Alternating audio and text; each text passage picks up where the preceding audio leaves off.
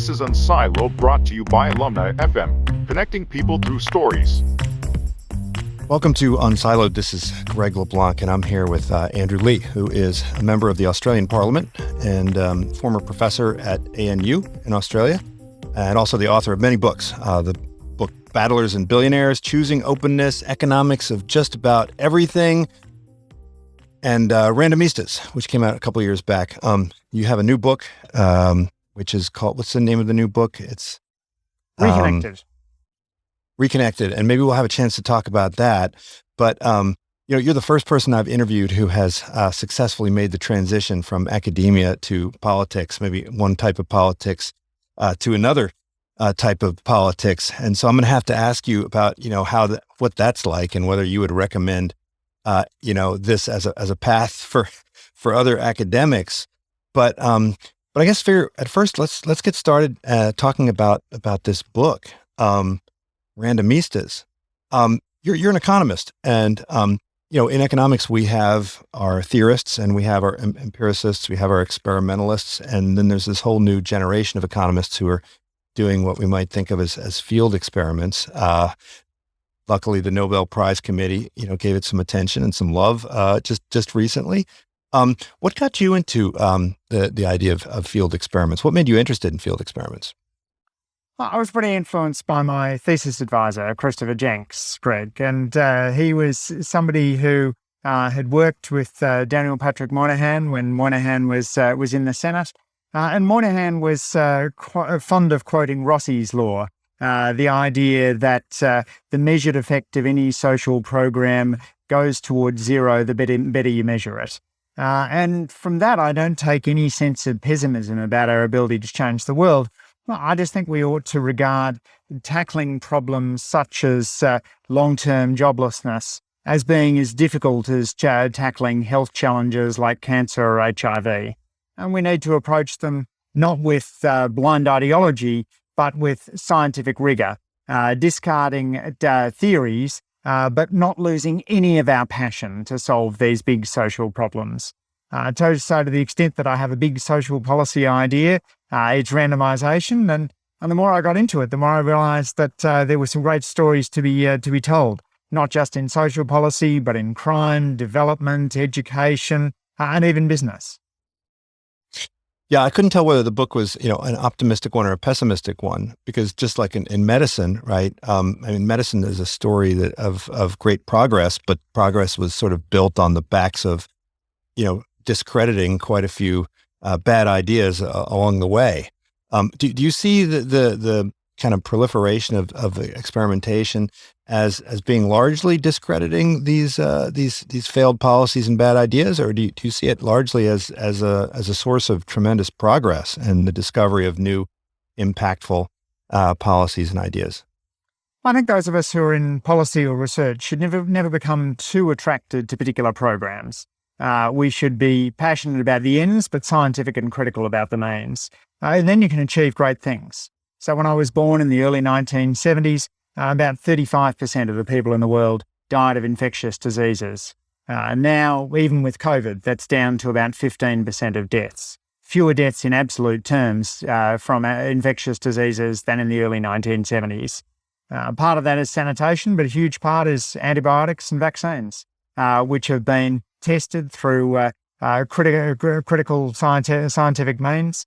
We're seeing the COVID vaccines still being updated, tests taking place, but all of that taking place in a framework in which no one is too attached to a particular solution, and the best of us are attached to finding out what works best. So it's that what works philosophy that I think can help to change not just medicine, but social policy, philanthropy, and business too. Yeah, and I think we all think of medicine as being the domain in which the RCT has really shown its merit and taken off over the last couple centuries. And you begin the book with kind of a description of how the idea of an RCT has diffused through medicine. And of course, in today's world, when everyone is saying, follow the science, I think what that really means is paying careful attention to experimental results. And yet, in that story, you talk about how there was a study done on scurvy, and it took 50, 60 years for the results to be diffused. And so, that story to me is at once. It's a bit disturbing, right?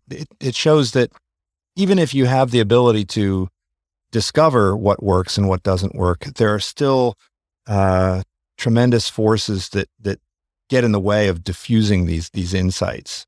I was wondering do you think that do you see similar things in policy? What is the resistance to the use of experimentation, or at least resistance to the results that we get from this experimentation?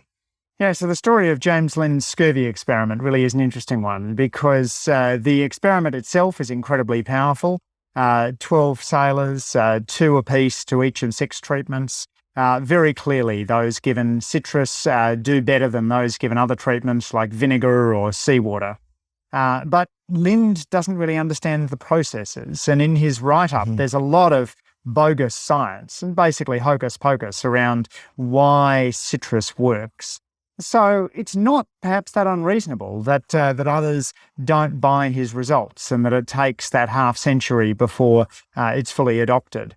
Of course, as a result of it being adopted, then suddenly it's possible for sailing ships to make the journey all the way from Britain to a far-flung place like Australia. So, but for the British managing to sort out scurvy before other nations, perhaps I'd be having this conversation with you in French today. But it did take longer than it should have done. And I see that in programs such as Scared Straight, a program which was inspired by a 1978 Academy Award documentary in which young people were exposed to a day in jail and scared back onto a life of obedience. Low-quality evaluations suggested that it worked, but when the Randomistas came in, they found not only that it didn't work, but that it was counterproductive. And yet Scared Straight just kept on popping up. And even now, you get people who say, well, maybe that'd be a good idea to reduce youth offending. Well, in theory, yes. In practice, absolutely not.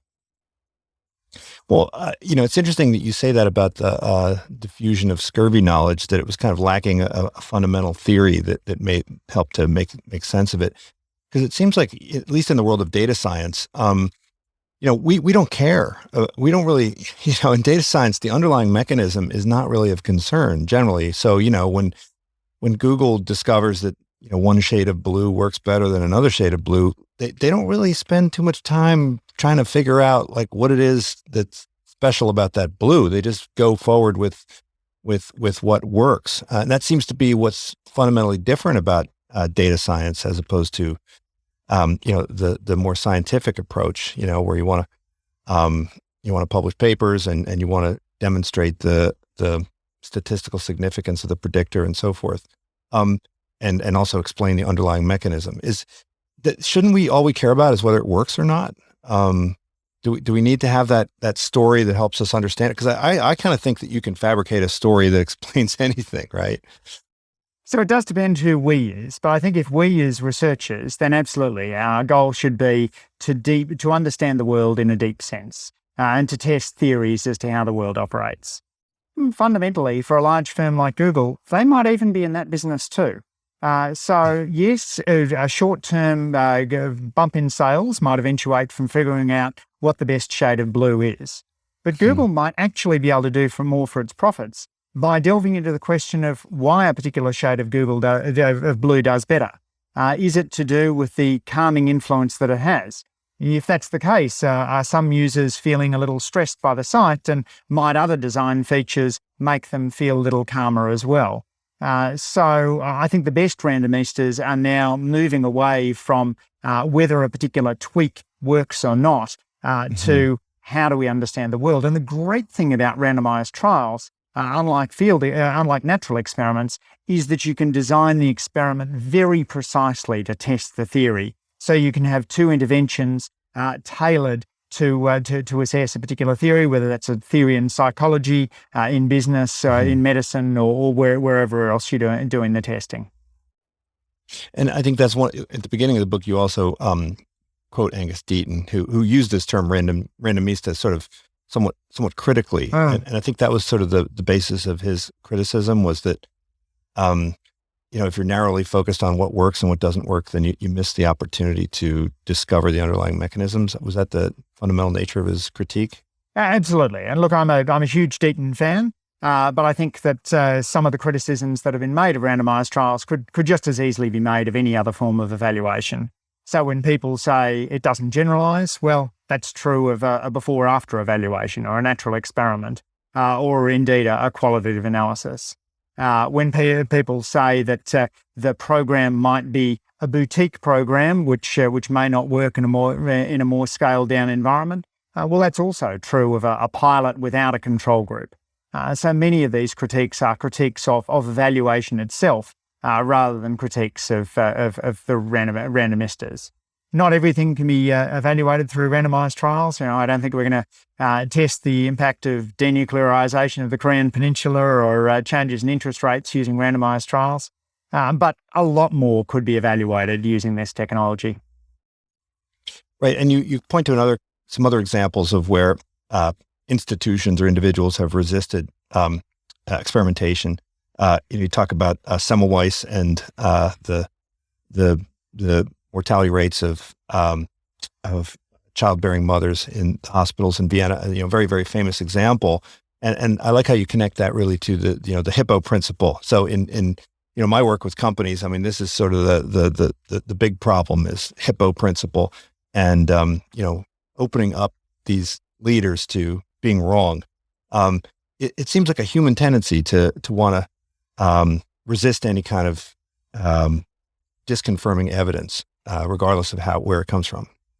Yeah, well, the hippo is the most dangerous animal in Africa, and the Hippo Principle, the highest paid person's opinion, is often one of the most dangerous things in policy or business, where we're deferring to someone because of their status rather than because of their evidence. We can end up having putting in place systems not only where people get it wrong, but also where we decrease the incentives to try new things and to experiment. So the best business leaders are those who have that maxim, in God we trust, everyone else bring data. Mm-hmm.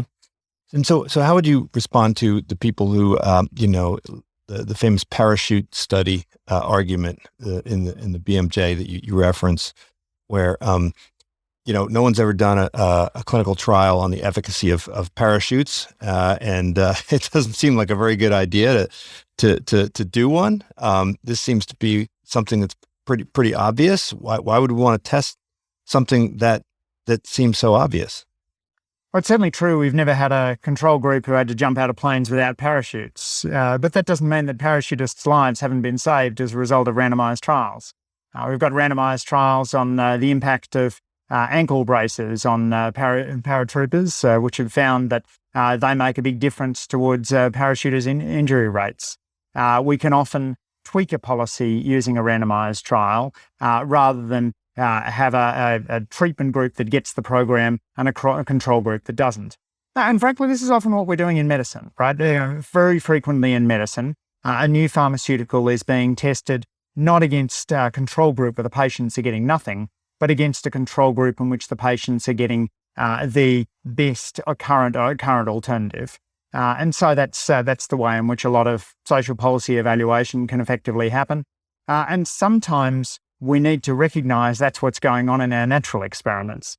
So a series of studies which had looked at the impact of Head Start and found more modest effects than they had assumed, realised afterwards that what was going on is that the control group weren't having their kids sitting in windowless rooms, but in fact many of the kids in the control group were going into alternative early childhood programs. So really you were testing Head Start against the alternative early childhood programs rather than testing Head Start against no professional care. And so in the world of policy, where have the successes been? You point about a couple examples. For instance, in the state of California, back when Arnold Schwarzenegger was governor, there was a clinical trial and some policies where the results were clearly unimpressive, and yet there was a push to maintain the policies. where has this sort of experimentation been successful? Have there been any significant areas where we've seen, I mean, the nudge unit in the UK is famous, and I think it's famous for increasing tax compliance by 3% by using this type of wording and having this color of envelope that goes out. So a lot of people would be cynical and say that these are very, very small improvements. Where have we seen the biggest improvements in the area of policy? Yeah, well, that Arnold Schwarzenegger example, I think, is a great one of politics trumping science, where the after-school program was clearly shown to be increasing youth delinquency, and yet Schwarzenegger, through his personal charm, was able to persuade Congress to continue funding the program. But we've seen a lot out of little tweaks put in place through the nudge units, and importantly, initiatives which have shown that randomized trials don't need to cost millions and take decades, but actually can cost tens or hundreds of thousands and take days, weeks, or even minutes. The subtitle to my book was chosen through a randomized trial on Google, in which I took all of the suggestions of mine and my editors, put them up there as Google ads, and we picked the one that got the greatest click-through rate. But we've also seen huge advances in development economics, where for years it's been pretty faddish. You had the infrastructure fad, and then demography fad, and now I think people are increasingly realizing that scientifically testing ideas such as whether or not bed nets have a higher take-up rate if people pay for them than if they get them for free, it can have a huge impact on saving lives. We're bed netting Africa now with free bed nets as a direct result of that randomized trial that showed that people were equally likely to use a free bed net, and that the stories of people using free bed nets to catch fish were in fact apocryphal. And so some of the critics of these types of experiments would argue that the control group is being deprived of some kind of potentially valuable intervention. How would you respond to that? I mean, if for instance you're trying to test surgery, you think surgery is effective, and someone comes along and says, "Oh, I don't think this surgery is effective," and so the proposal is to give half the people a sham surgery. Those people who are getting the sham surgery, they must be. If they knew they were getting sham surgery, they would be highly disappointed. They don't feel like being experimental subjects. In fact, even the pushback on Facebook, when it was discovered that Facebook was doing experiments on people felt highly manipulated. How do you respond? I think in the commercial environment is one way to respond, but in the medical and the policy environment, I think it raises bigger issues. It does, and they're great questions. There's sort of two things in there. One is consent, and one is the validity of running an experiment in which the control group doesn't get the treatment. I think we always need informed consent, and that's important not just for individual studies, but for the integrity of the whole research process. So in the case of Facebook, asking people to opt into a panel in which they know that they're going to be part of experiments, perhaps with some modest reward for being part of that, or just the kudos, is an important part of consent. In the case of surgical randomized trials, they've been very controversial. Some of those who have long advocated treatments such as knee arthroscopies were outraged when randomized trials conducted in Sweden showed that surgery had no improvement compared to slicing somebody open, playing some easy listening music, and then sewing them back up again.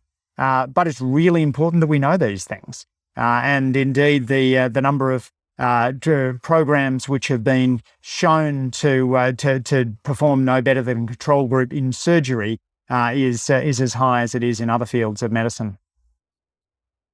Well, I know, at least in my classes, for a moment there. You'll need to slice this out. I'm going to wave my arm and make the light come back on. All right. Okay. Good. When I tell my students that they're being part of an experiment, an educational experiment, I get a lot of pushback. Nobody wants to be part of part of an experiment, even if it's in the service of discovering, what works. I think everyone would like to enjoy the fruits of these experiments, but people don't like to participate in them. That's interesting because in psychology, there's been a norm where you'll not only ask students to participate, but often require them to participate for course credit. And one of the critiques that's been made of many psychology studies is that what we're learning about isn't behaviour in the general population, it's behaviour among psychology undergrads. But if you're rolling out a program in the general population, one way of dealing with this challenge is to think about a staggered rollout in which the group that gets it second is the control group for the first period. One of the most famous randomized trials in development is the Progressive program, which then became Oportunidades in Mexico, a conditional cash transfer program which encouraged people in low-income Mexican villages to send their kids to school. The government couldn't roll it out in all 500 villages in the first year, so they rolled it out in half the villages in the first year, and then they had a one-year randomized trial that produced such strong results that conditional cash transfers now exist in a couple of dozen countries around the world. Yeah, I mean, it seems like the easy answer to that question is if you have a certain amount of resources that you can only use to deliver a certain amount of impact, just double the scope of the project and then, just randomize who you give it to, right? So I think a lot of companies, a lot of governments miss the opportunity to make discoveries because they don't phase in the implementation of the policy. We actually had that here at my university, where a decision was made to start adding interviews into the admissions process. But there was only a limited amount of resources. They could only interview 10%. But rather than randomizing, they just took the middle slice and interviewed everyone in that very narrow middle slice instead of doubling the width of the slice and randomizing it. And so at the end of the process, we don't know whether it made a difference, and so we don't know whether to continue it or discontinue it. And so it wouldn't have cost any more to just double the size and randomize, right? Yeah, absolutely. And particularly where you've got administrative data, or in this case, your own university data. So it's not as though they needed to do a follow-up survey from that. They could follow the students in both groups and learn about the impact of the test. In some sense, you could have run an almost free randomized trial in that case.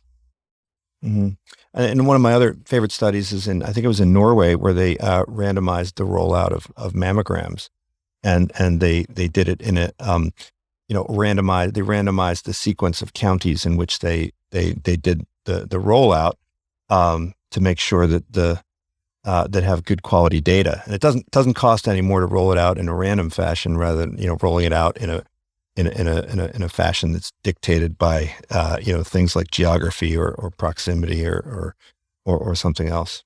And indeed, sometimes that can be useful for politicians. So when we rolled out stimulus checks to households in the financial crisis of 2008, 2009, I managed to persuade the Australian government to take a list of zip codes, randomise that list, and then allocate the payments just randomly down the list. And so we had a short-term randomised trial of the impact of those cash payments on household spending. And the government quite liked that because it then meant that they couldn't be accused of any political favouritism in the rollout. It wasn't physically possible to get the checks out to everyone in one go. And so a randomised approach seemed the fairest. And similarly, you see in terms of school lotteries or draft lotteries, governments looking to randomisation as a way of saying, well, ex ante, this is the fairest system we can imagine. So companies like Netflix and Amazon and Google, they have very, very explicit and very conscious experimentation policies, and they push out this experimental mindset into pretty much every part of the organization. Can you envision a day where governments and universities would also have sort of a similar type of centralized or explicit or conscious approach to experimentation? So in other words, rather than a nudge unit that is thinking up experiments and then rolling them out, rather pretty much every part of the organization, anytime they're thinking of doing something, they could think about how they could do it in a way that creates knowledge in addition to whatever the intended results were. Yeah, I talk in the book about Donald Campbell, who envisaged what he called the experimenting society. And he talked about how such a society would not only produce better results, be more scientific in its approach, but also be more modest in its ability to tackle big challenges, more willing to try new things because there was a yardstick against which new interventions can be measured. So I love that combination of modesty and scientific critical analysis. We see it very much in medicine now. So governments wouldn't most advanced country governments wouldn't use taxpayer funds to support a new pharmaceutical that hadn't gone through a randomized clinical trial. And that's despite the fact that only about 1 in 10 drugs that look promising in the lab actually make it through stage 1, 2, 3 clinical trials and all the way to market. So there's a high failure rate, but there's a system in place that tests those new pharmaceuticals. We're seeing it a little bit more with the nudge units around things like tax administration, but we see it very little in some other areas.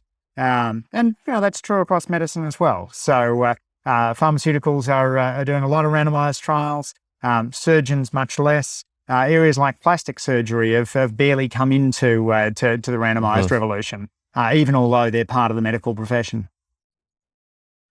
Well, it seems like a lot of the outcome is going to depend on what your null hypothesis is, right? So in the world of pharmaceuticals, you have to start with the assumption that it doesn't work, and then you have to prove that it does work. In the world of policy, how would we approach that? I mean, anytime someone makes a proposal to start doing something different, should we assume that the status quo is the thing that has to be dislodged? Do we have if we do hypothesis testing, then the burden of proof is really on anyone who's trying to do something new, or should our existing practices and protocols be forced to go through some kind of testing?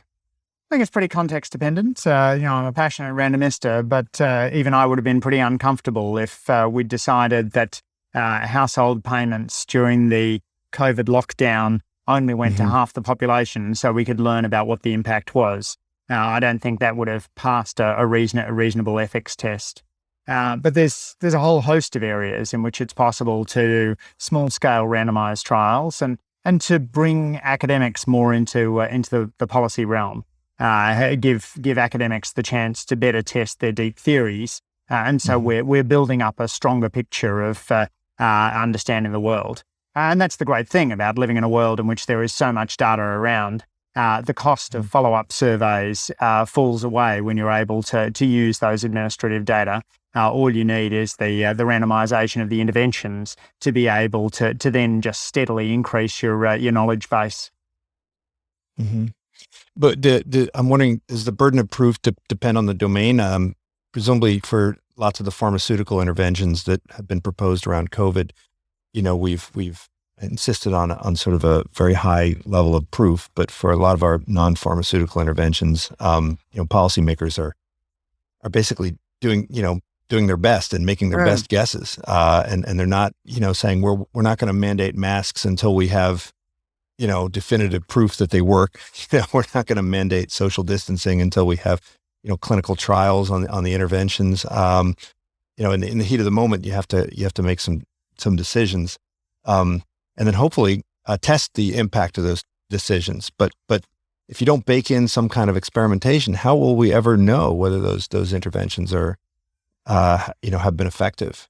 Yeah, I agree about the value of baking in the evaluations, and you can do that even when you're dealing with a situation in which people are dying. So you look at the rapid testing of COVID vaccines. That's been large scale, but not as large scale as the testing of the polio vaccine in the 1950s, which saw 600,000 American children being part of a massive randomized trial to work out whether or not the vaccine had an impact. In the US military, battlefield medicine has improved enormously. They're using now these forward response teams, which don't fully patch up the person, but look to stop enough of the bleeding to ensure that the wounded soldier will survive until they get to the next hospital. and the use of those teams, as I understand it, has been informed by randomized trials. So clearly, even in a situation in which people are dying around you, you're able to put in place randomized evaluations, which then save more lives in the future. So a couple of areas where you have expertise, education policy and crime policy. Could you talk a bit about what seems to work? And I know you have to contextualize it, and some things work in some cultures and not in others. But what have we learned in the area of education and in the area of crime that helps form your approach to these policies in Australia? Well, certainly in the area of education, conditional cash transfers have been important. Most of that evidence is out of developing countries, but we're also getting more now for developed countries. We also have some pretty good evidence out of the Harlem Children's Zone in the US that a high expectations, high quality educational environment can make a big difference. So previously we would look to significant effects as being a 20th of a standard deviation, a 0.1 of a standard deviation, but they're producing results which are in the order of 1 standard deviation. Put another way, for those viewers who don't think in terms of standard deviations, they're able to get the effective gains of closing the black-white test score gap in the US. So that should raise our level of ambition as to what can be done for interventions with vulnerable children. You then look at crime, where interventions around cognitive behavioural therapy seem to be producing really promising results. Cognitive behavioural therapy is tailored to a situation in which a young man in a high crime neighbourhood can't simply be told you should always fight or you should never fight. It's always got to be contextual. You need to be willing to put your fists up if somebody asks you for your cell phone on the way home, because otherwise they'll ask you for your sneakers the next day. But when you're in the classroom and your teacher asks you to hand over the cell phone, then you don't want to put your fists up in that situation. So cognitive behavioural therapy, which teaches participants to slow down, pause, assess the situation, appears to have really promising gains. And some of that, it turns out, also replicated among street kids in Africa. And one of the policy discussions, you mentioned the philosophical approach, and which apparently was the most cost-effective of these approaches, and yet you didn't tell me what that was. I wanted to know. Wait, what is this? This is a potential employment opportunity for my philosopher friends. Yeah, indeed. This is a study which I went into teaching children a little bit of basic philosophy and providing them with that lens through which to view the world. I think philosophy could do a lot more in terms of working out what are the key insights that can be brought into the classroom. There's a risk that our philosopher friends sometimes are doing too much angels on the head of a pin work and too little practical understanding the world and your place in it kind of work. Getting back to the issue of crime, I think you made the comment that there's a lot of passion-driven policy as opposed to kind of results oriented policy. It seems like in order for you to run experiments, I mean, it's kind of pointless to run experiments if there isn't any kind of agreement over what the desired outcome is. Is passion-driven policy policy that simply has non-results oriented? Is it a non-results oriented approach, or is it simply that the passion is so strong that any information about results will simply be suppressed if it goes contrary to the view? Yeah, I tend to think of it as a short-term approach, which is effectively saying I want to hurt this person because they've hurt the community, and that may feel good in the moment, but almost everybody who is in prison today will be released in the future. So you want to think about what that prison environment is doing to reshape people in it. Even if your goal is punitive at the outset, you need to be thinking about rehabilitation, because these citizens will be all around you in the community in a decade's time. Mm-hmm. We have a fascinating randomized trial about the impact of prison from California in the early 1970s. where 3,000 randomly selected prisoners were let out of prison 6 months earlier. And the government then followed up to see what the recidivism rates were, and it turned out that lopping 6 months off your sentence had no impact on recidivism. It would have been useful if that study had informed the subsequent rise of things like 3 strikes laws and mandatory sentences, which significantly increased the US prison population to an extent that I think every reasonable criminologist regards the US as incarcerating to too high a level in order to get the optimal levels of crime. And you also talk about development. I mean, you mentioned already that development is an area where we've seen a lot of this experimentation. Is the focus on development in part due to the ease with which you can design these experiments and implement them in the developing environment, in that they're less expensive, or that it's easy to get funding, or that the participants in the experiment are more willing to participate? You mentioned that the Randomistas are really taking over development, and that the hedgehogs, or the big grand planners, are kind of on their way out.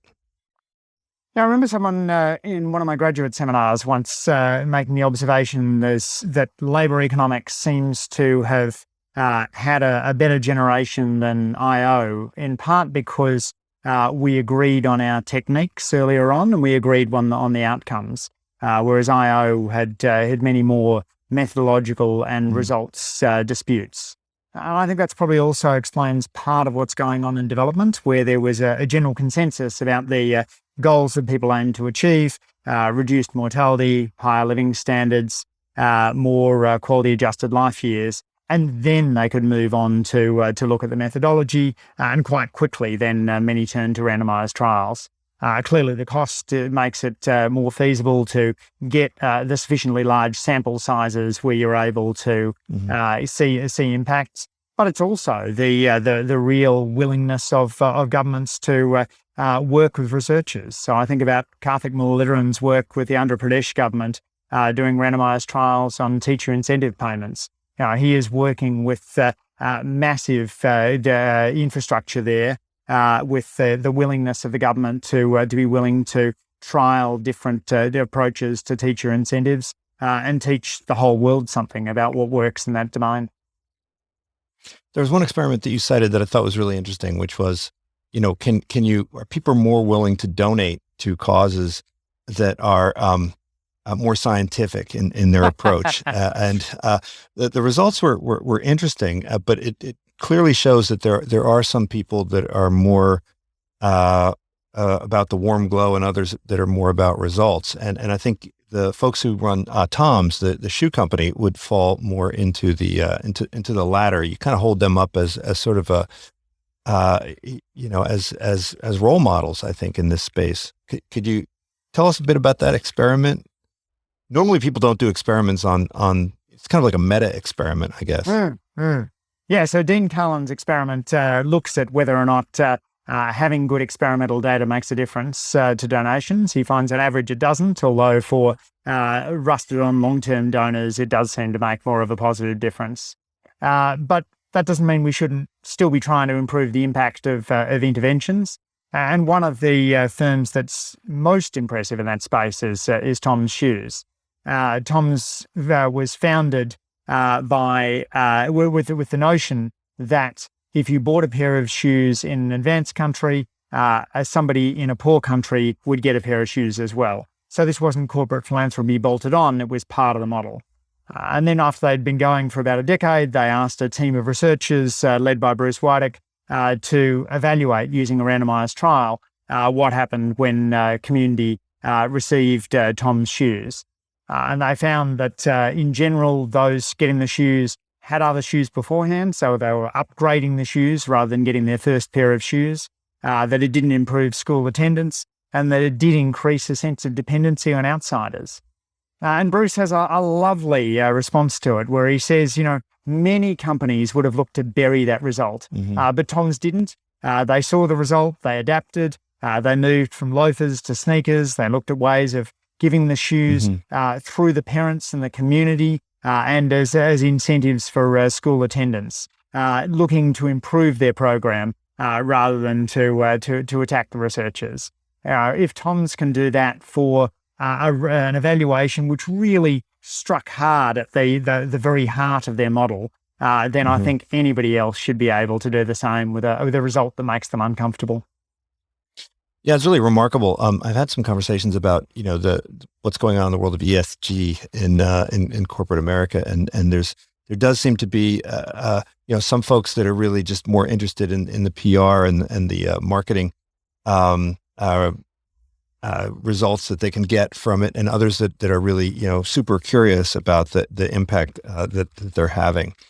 I wanted to ask you about politics, because look, you're in politics, you're a politician, and when we talk about kind of getting elected, politicians have begun to think a lot more like the sellers of soap. I had a friend who was in politics and political marketing back in the 80s, and he went back and forth between selling politicians and cigarettes and liquor and soap. And he said, there really wasn't that much difference in how you did this.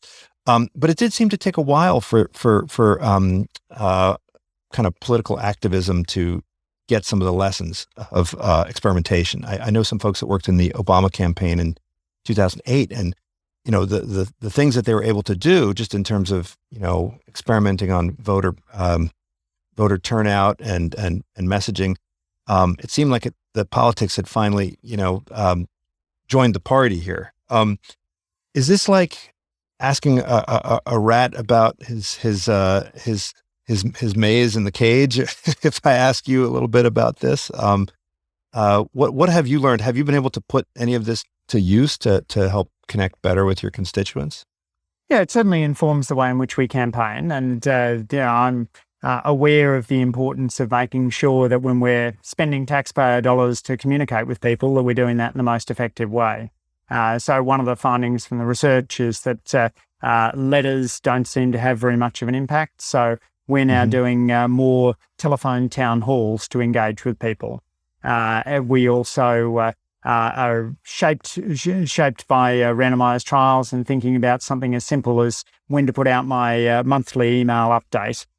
So trying to look at when that has the highest open rates and send that to people at a time when it's most convenient to them.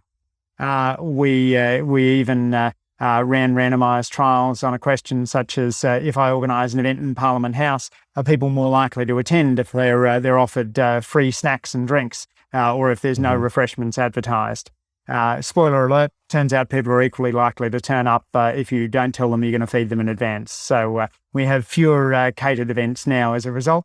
But there's all kinds of little ways in which you can just tweak what you're doing.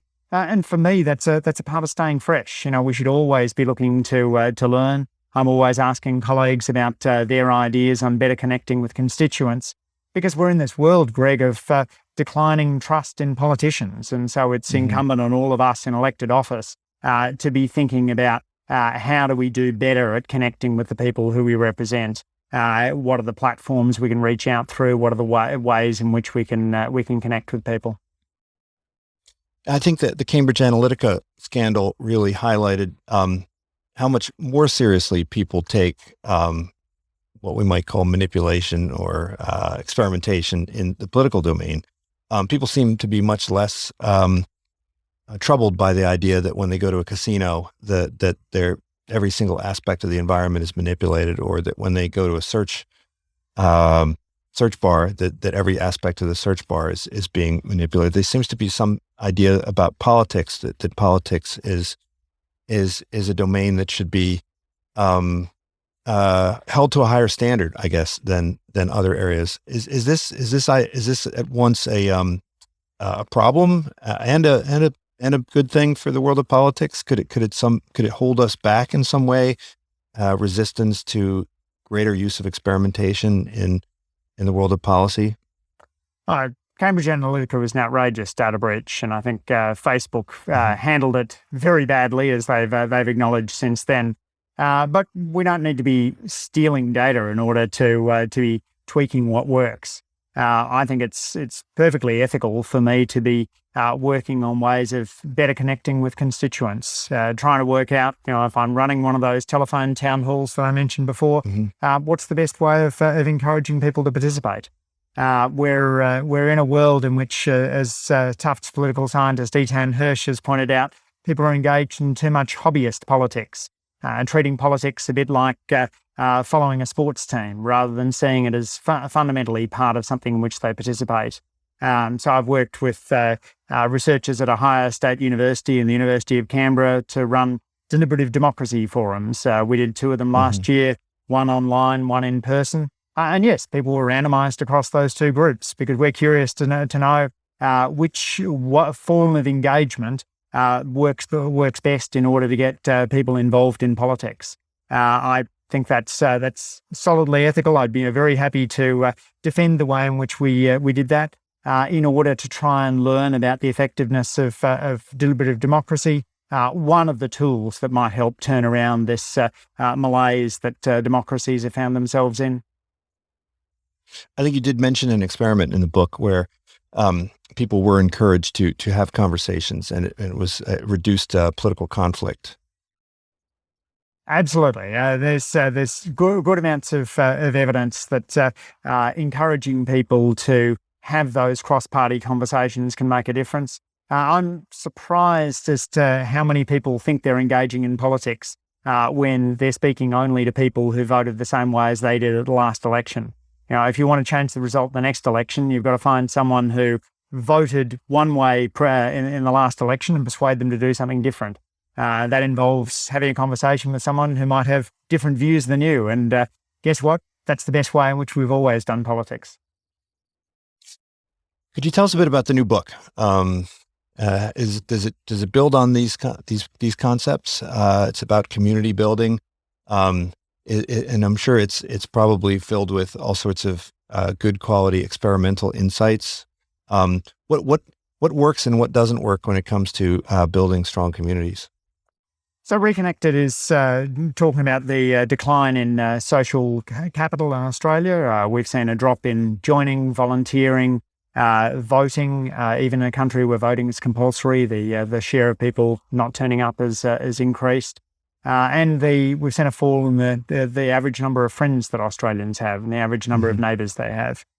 So through a series of forums around Australia, we spoke to a couple of thousand community sector leaders and drew together their ideas. It's largely a set of stories, but where we can, we've certainly drawn on the evidence that is available to support better engagement. We talk, for example, about the role of social media and the experiments run by Jesse Shapiro and others of looking at what happened when you paid people to stay off Facebook for a few weeks. It turned out that they were less politically polarised and more engaged in their communities and less dependent on Facebook when they came back on afterwards. And that does suggest that many of us have become addicted to, let's face it, what are pretty addictive technologies, and that we might help produce a less polarised country if we spend a little bit less time online. That's influenced me in my parenting of three sons as they navigate the world of smartphones and social media. Maybe we need drug courts like the ones you describe in the book to wean people off of social media. Well, I look forward to reading that book. So thank you very much for being here. I definitely will check out that book, and I think it probably has relevance not just for Australia. I know it's available here in the U.S., so I'll check it out. But thank you so much for being here at Randomistas. Definitely worth checking out, and of course, it cites so many different studies and so many different authors that if you read this, you'll be sure to have to read another dozen books to get the full picture. So thank you so much, Andrew. Thanks, Greg. Really enjoyed the conversation. This is Unsiloed, brought to you by Alumni FM, connecting people through stories.